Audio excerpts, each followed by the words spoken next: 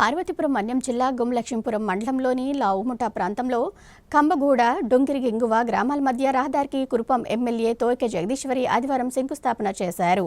50 లక్షల రూపాయల వ్యయంతో బీటీ రోడ్ నిర్మాణానికి శ్రీకారం చుట్టారు.